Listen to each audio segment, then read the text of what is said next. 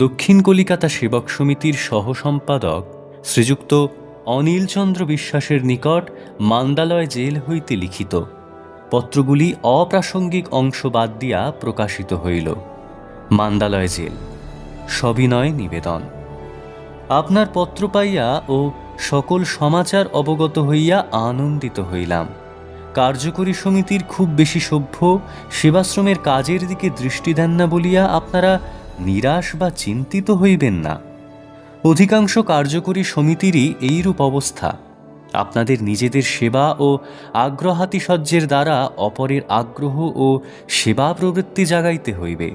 গ্রামের মধ্যে অপরের দুঃখে সমবেদনা ও সহানুভূতি না জাগিলে সেবা কার্য সম্ভবপর হয় না, অন্তত সম্ভবপর হইলেও সার্থক হয় না।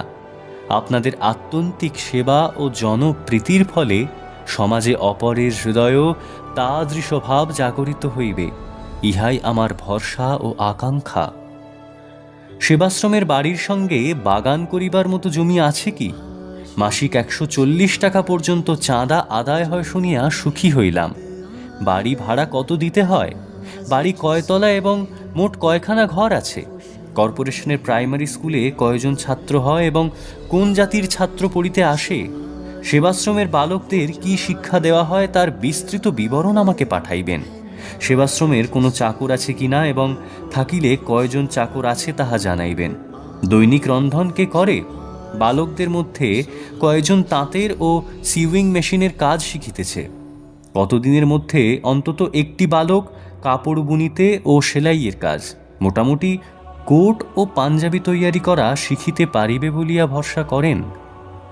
বালকদের অ্যাভারেজ ইন্টেলিজেন্স কীরকম?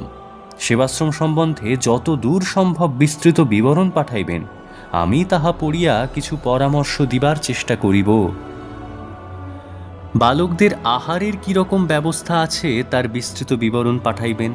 অসুখ বিসুখ হইলে চিকিৎসার কিরূপ ব্যবস্থা আছে? চিকিৎসা বা ঔষধের জন্য খরচ লাগে কিনা? ইতি শ্রী সুভাষচন্দ্র বসু।